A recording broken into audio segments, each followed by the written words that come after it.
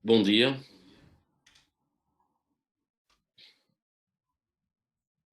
espero que me estejam a ouvir bem.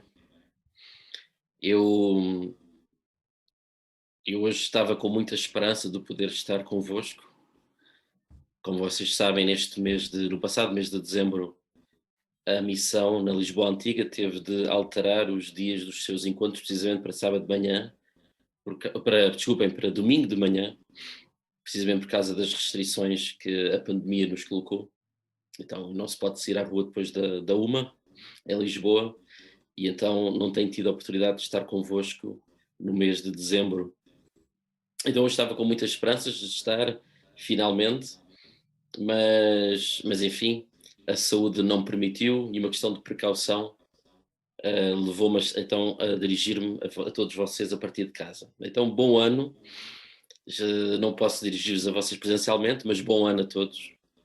E também àqueles que estão aqui comigo online e àqueles que ainda estão também no Facebook. Então, um bom ano a toda a nossa comunidade. E é precisamente por este tema do início do ano que eu gostaria de me dirigir a vocês. Não é propriamente uma pregação que eu tenho preparado para vocês, temática, não é com certeza uma pregação expositiva, é mais antes uma exortação. É uma exortação que eu quero fazer a vocês e a mim neste início do ano. E temos tido uma sequência bastante interessante sobre o Deus Emmanuel, Deus connosco. E é exatamente nesta sequência que nós vamos encerrar hoje, dando aqui uma perspectiva sobre o ano que aí vem. Então, qual será, qual será o voto, qual será a resolução que nós deveríamos fazer este ano? Eu vou-vos dar uma sugestão de qual deveria ser a nossa resolução para este ano. Hum, Entre o Natal e o Ano Novo, às vezes acontece assim uma espécie de pequena depressão ou desmotivação. E vou-vos tentar explicar. No Natal nós recordamos, enquanto cristãos, nós recordamos que Jesus nasceu, nós recordamos que Jesus está connosco, que Ele é Emmanuel, que Ele encarnou, que ele se tornou, não é, homem entre nós, e recuperamos essa alegria, não é? Não só obviamente no Natal, mas ao longo do ano também. Somos levados por algumas passagens do apóstolo Paulo a recordar que esse Emmanuel, que esse Deus connosco, não apareceu apenas para o mundo, como encarnação enquanto corpo, não é? Mesmo depois de ressuscitar, ele está em nós, como Paulo diz em Gálatas, Gálatas 2, versículo 20, que Paulo diz que ele já está crucificado com Jesus, com Cristo, e portanto já não é mais ele que vive, mas é Cristo que vive em Paulo. E ele já não vive a sua vida na carne para ele mesmo, ele vive na fé do, do Filho de Deus, que, que o ama e que se entregou a si mesmo por ele, por Paulo. E Paulo está a falar de todos nós, não é? Paulo percebe que já não é mais ele que vive, mas é Cristo que vive nele.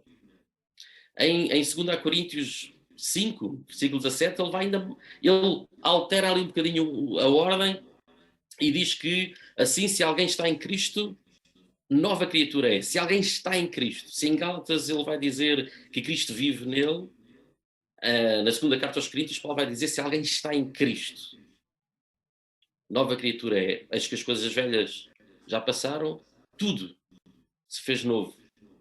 Ainda numa carta à igreja que estava em Corinto, a primeira carta, o capítulo 6, Paulo vai dizer que o nosso corpo é o templo do Espírito Santo. Então, esta imagem que Paulo nos dá, em que estamos rodeados por Cristo, seja Cristo dentro de nós, seja nós dentro, estamos em Cristo, estamos dentro de Cristo, Cristo à nossa volta, estamos totalmente rodeados por Cristo, estamos totalmente rodeados pela presença de Deus. Deus tornou-se Emmanuel de facto nas nossas vidas. Mas, no entanto, depois chegamos ao novo. E no ano novo, nós ficamos um bocado desiludidos. Alguns de nós ficamos um bocado desiludidos. Porquê? Desiludidos e cansados. Porque fazemos uma retrospectiva do ano. E principalmente para as pessoas mais velhas. nas quais eu também já me começo a incluir, percebemos, se calhar, que o nosso voto para o novo ano que aí vem é parecido com o voto do ano passado, e de há 2 anos atrás, e de há 3 anos atrás. E começamos a ficar preocupados se de facto este Deus que é Emmanuel, que se fez presente à nossa volta, se ele de facto está a ter algum impacto na nossa vida ou não. Se de facto está a agir em transformação da nossa vida ou não. Para muitos, que já caminham na fé há alguns anos, isto começa a ser um fator de cansaço. Porque certas áreas da sua vida não se veem propriamente a ser transformadas por Cristo. Então, digamos que do Natal ao Ano Novo, nós vamos de euforia à desilusão. No espaço de uma semana. De euforia de celebrar o Deus connosco, à desilusão de desconfiar que essa presença de Deus à nossa volta não esteja a ser eficaz nas nossas vidas. E se pensam que eu estou a exagerar, eu acho que não estou mesmo a exagerar. Eu quando posso, eu tento acompanhar um pouco o que é que uma ala mais ateísta tem estado a dizer nos diversos fóruns da internet, e não só. Por exemplo, eu acompanho um canal há vários canais desse género, mas eu acompanho um canal de ex-cristãos, isto é, pessoas que deixaram de ser cristãs e que tentam, de certa forma, celebrar isso e levar outros cristãos a deixarem de ser cristãos.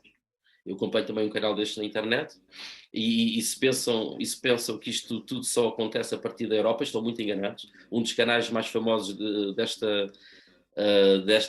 deste tipo de movimentos vem da Índia, um canal que está conectado com todo o mundo, é verdade, mas dirigido por uma indiana que apela mesmo ao regresso ao hinduísmo, ao abandono do cristianismo e ao regresso ao hinduísmo por parte dos cristãos que se converteram ao hinduísmo. E uma das coisas que é curioso naquele canal, nas diversas entrevistas que são feitas a uma série de pessoas por todo o mundo, participam naquele programa pessoas de todo o mundo, pessoas que deixaram de ser cristãs, e estamos a falar de pessoas desde jornalistas, desde professores, desde pastores. E uma das coisas que é curioso naqueles podcasts que eu assisto é que sistematicamente aparece um tema que é recorrente. E esse tema é de que, a algum momento, aquelas pessoas perderam a fé de que a morte de Cristo na cruz é eficaz nas nossas vidas. É eficaz para transformar as nossas vidas. É eficaz para transformar os problemas reais. Não as dimensões mais extraordinárias do que Cristo fez por nós, mas as coisas mais práticas do dia a dia das nossas vidas. Ou seja, as tais resoluções de ano novo, em ano novo, que se vão repetindo e que vão sendo as mesmas e que nos vão trazendo algum ceticismo sobre a eficácia de Cristo nas nossas vidas. Portanto, isto é bem real. Basta vocês estarem atentos um pouco ao que vai acontecendo. E o que eu gostaria de exortar-vos hoje é para nós tentarmos perceber um pouco melhor o que pode significar esta presença de Deus à nossa volta e que implicações é que isso terá para as resoluções deste novo ano. É que o mesmo Paulo, que vai dizer que já não é mais ele que vive, mas é Cristo que vive nele. O mesmo Paulo que vai dizer que nós estamos em Cristo, não é? É o mesmo Paulo que, todavia, quando escreve à igreja que está em Filipos, aos cristãos de Filipos, ele começa logo no início da carta, lá no capítulo 1, versículo 6, dizendo que está convencido que aquele que começou a boa obra nos cristãos em Filipos irá aperfeiçoá-la, ou como em algumas traduções, irá completá-la até ao dia de Cristo Jesus. Aquele que começou a boa obra irá completá-la, irá aperfeiçoá-la. É o mesmo Paulo que na carta aos Efésios vai dizer, capítulo 4, versículo 3, se não me engano, vai dizer que os dons que são dados à igreja, a cada um de nós, as capacidades que são dadas à igreja, esses dons espirituais, estão lá para quê? Para que cada um de nós possa amadurecer. Amadurecer como?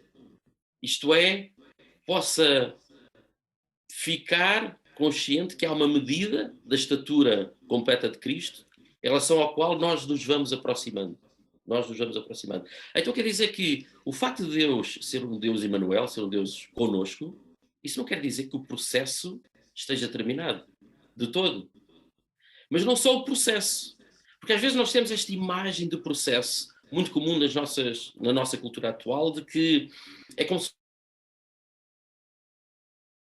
escadas, grau a degrau, e portanto os degraus que estão lá atrás eu já os subi, já não preciso mais de percorrê-los, e portanto o que eu tenho à frente é o novo degrau, sempre subindo, sempre desenvolvendo. Temos um pouco esta imagem de progresso. Mas, irmãos, o Deus da Bíblia não é assim. O próprio apóstolo Paulo, no momento talvez mais difícil da sua vida, em que ele pede a Deus para o livrar de alguma coisa que ele não nos conta o que é, ele fala do espinho da carne, novamente na carta escreve aos Coríntios, a segunda carta, ele vai dizer no capítulo 12, ele vai dizer que depois de ter pedido várias vezes para Deus livrar de uma certa situação, de alguma coisa que o perturbava profundamente, que perturbava a sua vida espiritual, a resposta de Deus foi: a minha graça te basta, porque o meu poder se aperfeiçoa, ou o poder de Deus se aperfeiçoa na fraqueza. A minha graça te basta, porque o poder se aperfeiçoa na fraqueza. O poder de Deus se aperfeiçoa na fraqueza. Quando nós olhamos para o Deus de Abraão, de Isaac e Jacó, o que é que nós vemos? Vemos um Deus obcecado com os objetivos a alcançar? Na verdade, não. Vemos um Deus tão preocupado com os objetivos que quer alcançar, como a forma, como os meios a partir dos quais se alcançam esses objetivos. Estamos a falar de quê? Deus quer salvar a humanidade toda, e o que é que ele faz? Ele vai chamar uma pessoa, Abraão, uma pessoa, e começa a entrar num relacionamento com ele e com a sua família, com a sua mulher, Sara, também envolvida nesta situação.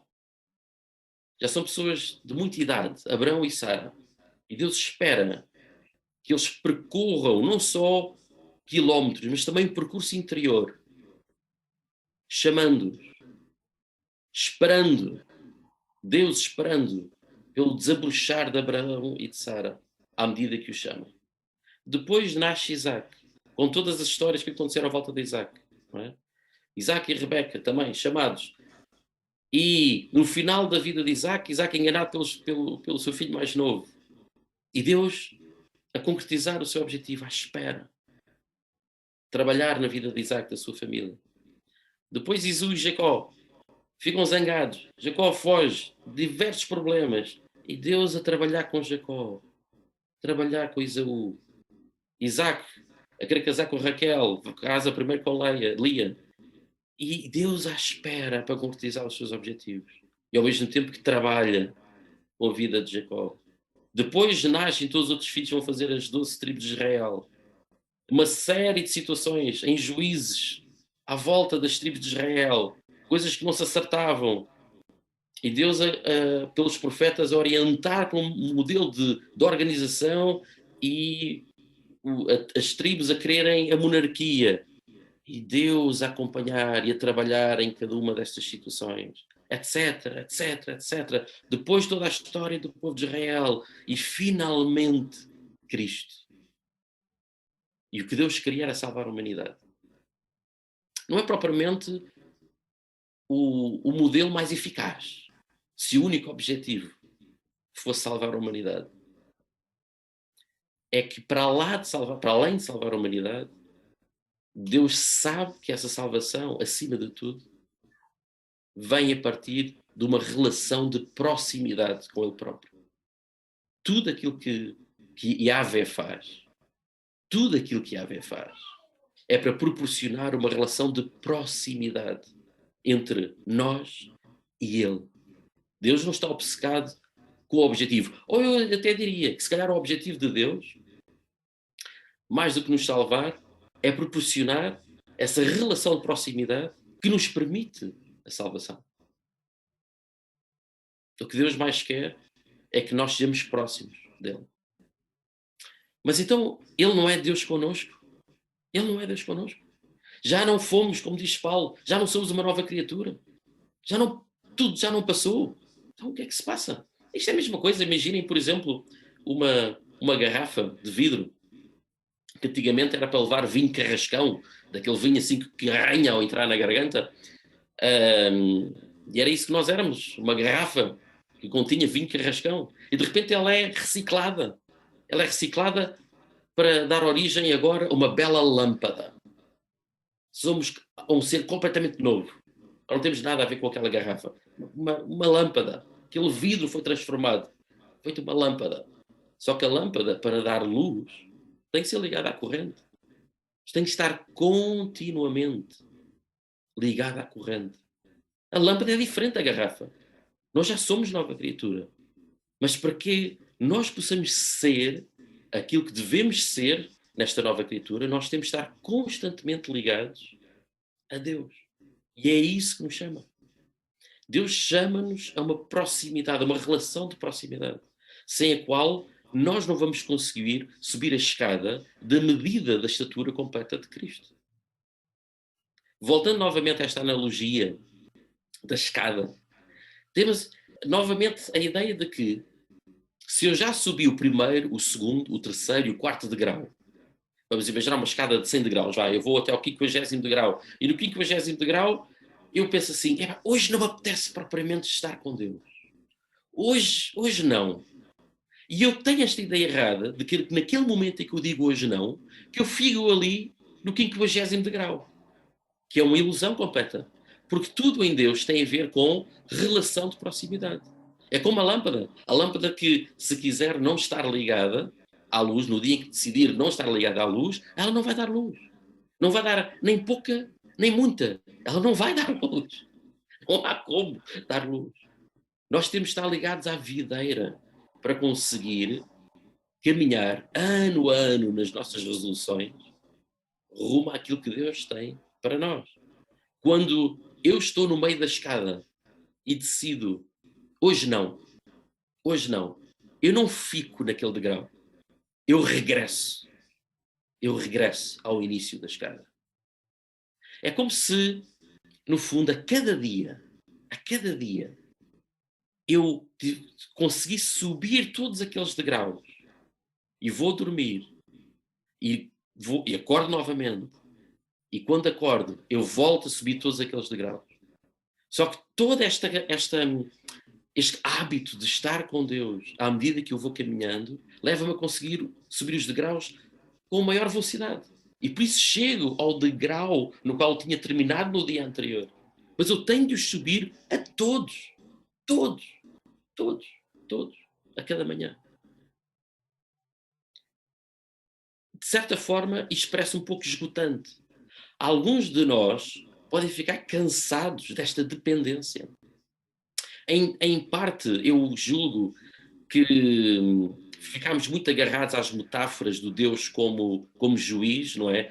Que são úteis, não é? A palavra justificação é uma palavra muito útil relativamente a compreender o que Deus já fez por nós.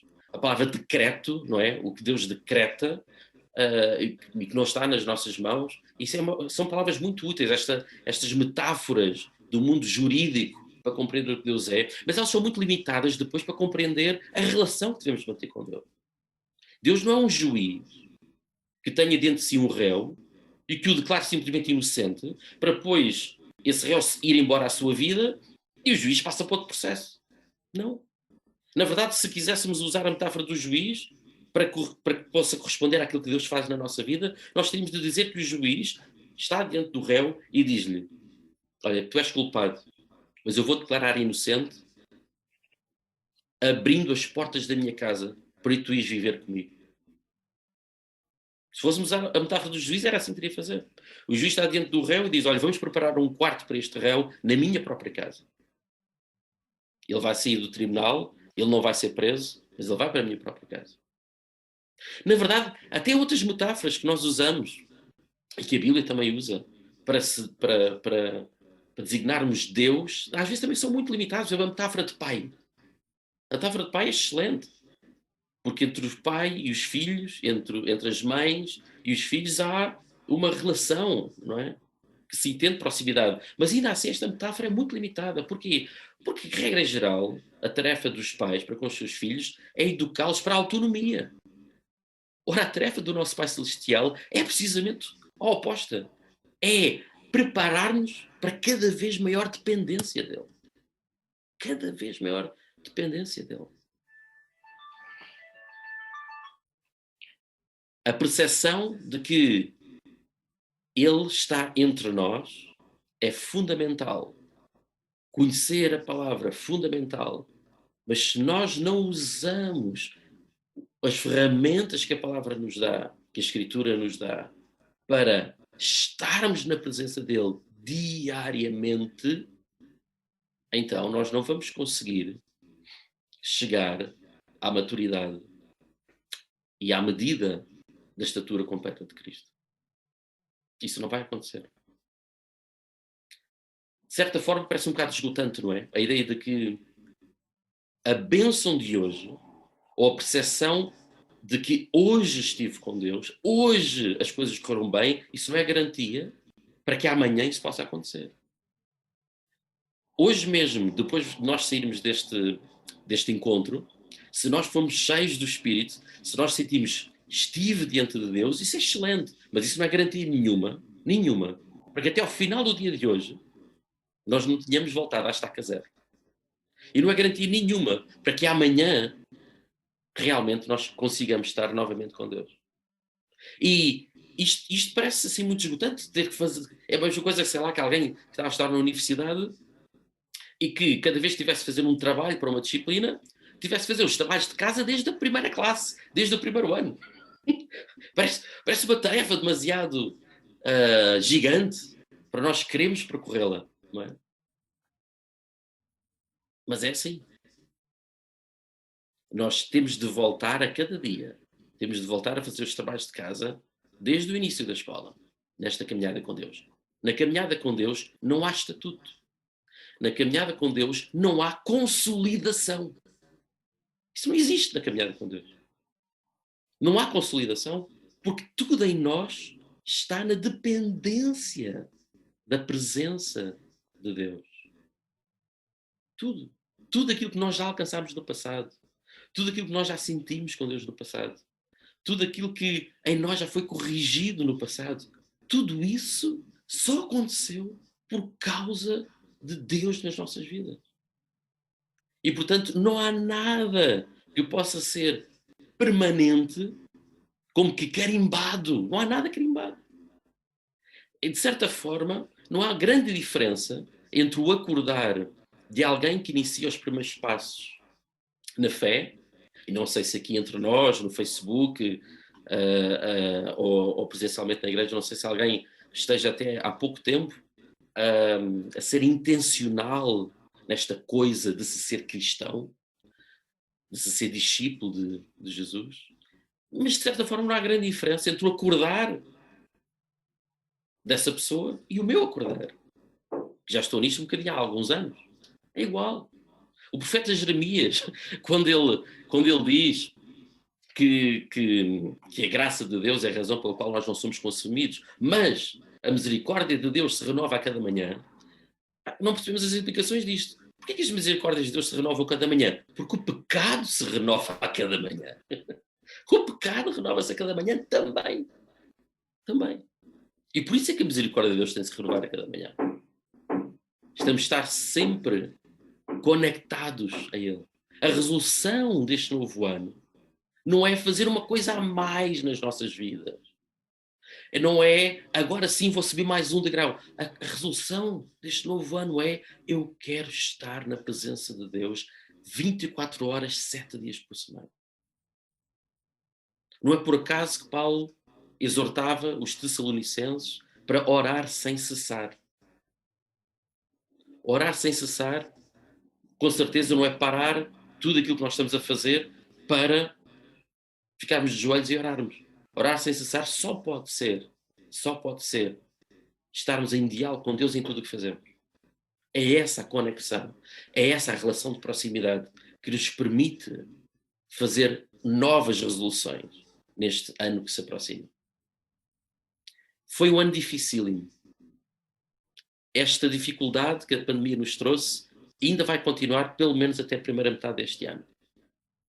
Mas tudo aquilo que aprendemos, tudo aquilo que onde houve um aprofundamento em profundidade, não é? Houve um aprofundamento do nosso ser, da nossa fé, da nossa relação com Deus, tudo isso que aconteceu em 2020 não está garantido que aconteça em 2021. Porque a única coisa que pode garantir isso é Deus. A única coisa que pode garantir isso é a presença de Deus. É a contemplação da presença de Cristo em nós e à nossa volta, que pode garantir a nossa maturidade na fé. Portanto, a única resolução que podemos ter para este ano, eu acho que é estar constantemente com aquele que nos dá a força, que nos dá a capacidade a seguirmos caminhando. Como é que isto se pode fazer? Isto pode-se fazer de várias formas. Eu apenas vou sugerir aqui algumas, mas pode-se fazer de várias formas. Mas uma delas, com certeza, será usar a própria escritura para fazermos isto ao longo do dia. Reparem que, por presença de Deus, eu nem sequer estou propriamente a falar do devocional. Ou seja, temos a resolução do novo ano a fazer um devocional. Isso é importante, é crucial.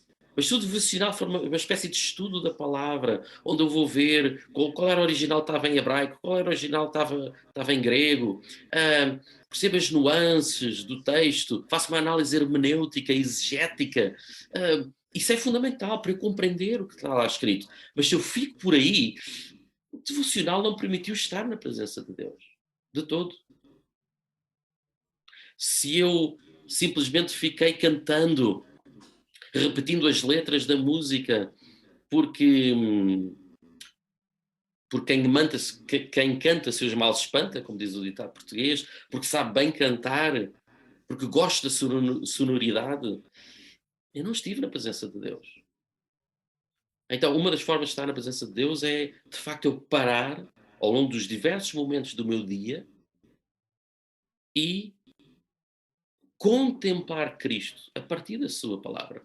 Por exemplo, vamos imaginar que no devocional calhou o Salmo 16. Não é? E o Salmo tem muito para estudar, não é? Um dos primeiros salmos que aponta para a vinda vindoura, os primeiros textos do Velho Testamento que apontam para a vida depois da morte, por aí fora, Salmo 16. Eu estudo o Salmo todo, mas depois ao longo do dia, o dia começa a correr mal, emoções muito más começam a tomar conta de mim, pensamentos.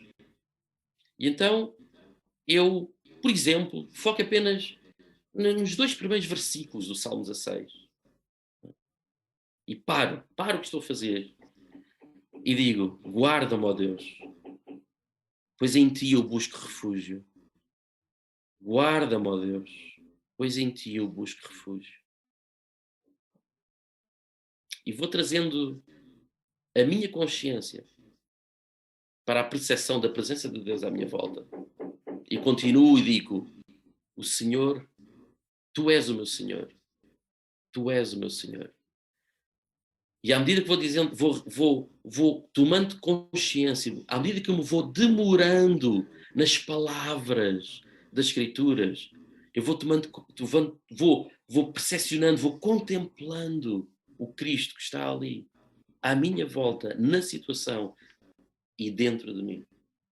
E se calhar até poderei, num certo momento, se calhar quando as emoções e pensamentos já estiverem controlados, eu posso repetir, orar, a última frase do versículo 2 de Salmos 16 dizendo: nenhum bem existe para além de ti.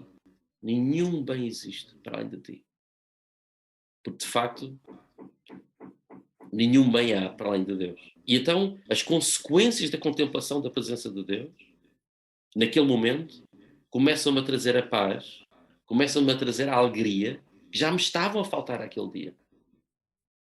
Começam a trazer aquele contentamento que não está dependente das circunstâncias. Ou então, simplesmente, o dia até estava a correr muito bem, né? E durante o dia não, o que aconteceu era o que era expectável acontecer. E passou o dia e eu não prestei muita atenção a Deus que estava ali ao meu lado. Não prestei muita atenção. E o devocional que me calhou foi o Salmos 3. e ficou ali um versículo na minha mente, não é? Deito-me e durmo, volto a acordar, porque é o Senhor que me sustém. Deito-me e durmo, volto a acordar, porque é o Senhor que me sustém. E de repente eu vou dizendo isto ao longo do dia e vou percebendo que, e mesmo as coisas correndo bem, não é por minha causa, não é porque eu fui muito eficaz, não é porque eu fui muito inteligente, porque eu sou fazer as coisas, mas porque Deus me sustém. E vou reorientando a minha bússola ao longo do dia. Orar a palavra é claramente uma das formas de eu perceber, de eu contemplar Cristo à minha volta. E perceber Cristo à minha volta é possibilitar o fruto do Espírito Santo desenvolver-se em mim a cada momento. A cada momento. A cada momento. Um dos grandes problemas que eu acho que também houve, que se calhar há um bocadinho na nossa cultura, é que não estamos muito habituados e incentivamos muitas pessoas a conhecer a palavra, não é? Perdeu-se um bocadinho a prática da memorização de versículos, porque agora com os gadgets, com tudo, está tudo no nosso tablet, não é? Mas depois olhamos para o telemóvel e lá vem uma notificação qualquer de alguma rede social na qual nós estamos a.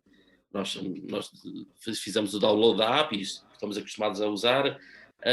Não estamos habituados a que tudo já esteja na palma, não da mão, mas do ecrã, e perdemos um bocadinho este hábito de memorização de versículos, mas também porque antigamente a memorização de versículos era muito também apontada como uma espécie de conhecimento da Bíblia. Eu conheço a Bíblia, porque eu memorizo os versículos que eu conheço a Bíblia, mas na verdade a memorização dos versículos é uma prática que temos de recuperar para trazermos a presença de Deus conscientes às nossas mentes em cada momento do nosso cotidiano. O Jesus Cristo ensina-nos a orar. E de facto, em Mateus 6, ele diz-nos para não usarmos de vãs repetições, como fazem os pagãos. E nós, de forma tão ingênua, começámos a interpretar aquele texto como se o demorarmos-nos nas Escrituras, o demorarmos numa frase das Escrituras, o demorarmos numa expressão das Escrituras ao longo do dia fosse uma espécie de repetição ritualística e perdemos a capacidade de usar as Escrituras como forma de tornar a presença de Deus efetiva à nossa volta, ao longo do nosso dia. Na verdade, Jesus Cristo repetia as Escrituras constantemente.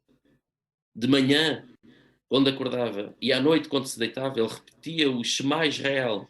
Não é? Ouve, ó Israel, o Senhor teu Deus é o único Deus. Amarás, amarás o Senhor de todo o teu coração, com toda a tua alma, com tudo o que há de maior em ti, que depois foi traduzido como com todas as tuas forças. Jesus repetia de manhã e à noite estas palavras, para que a presença de Deus, que já era uma realidade, se tornasse prática em tudo aquilo em que nós pomos a mão para fazer. E já agora Jesus Cristo diz: não useis vãs repetições como os pagãos usam. Ele não se estava a referir às práticas judaicas, porque os judeus não eram pagãos.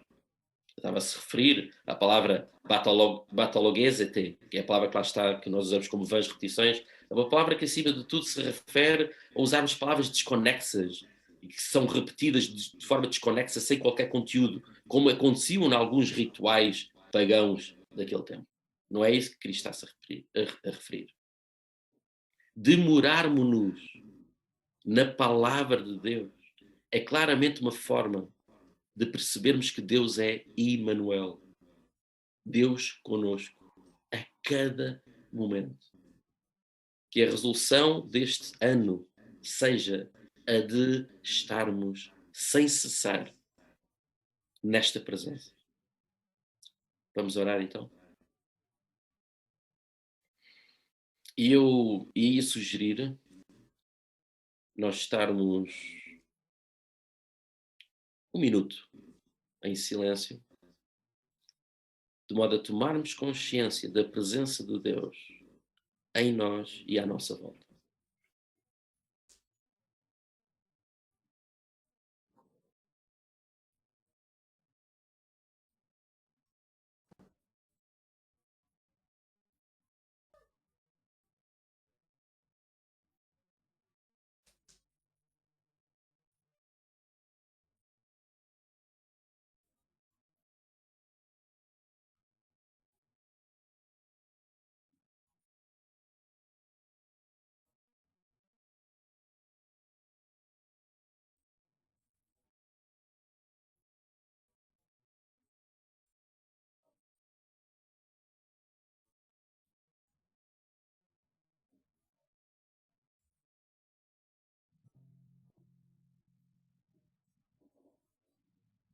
Senhor, é da tua presença que nós necessitamos.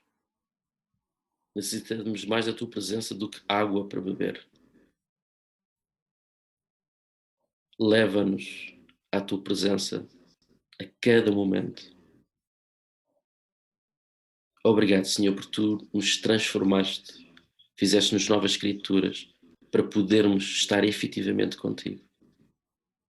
Ajuda-nos, Espírito Santo, a caminhar em tua direção a cada momento, a cada momento. E obrigado pela bênção, pelo fruto da alegria, da paz, em qualquer situação que nós vamos enfrentar em 2021. Obrigado, Senhor Jesus, porque a tua presença é garantida. Mais nada é garantido. Amém.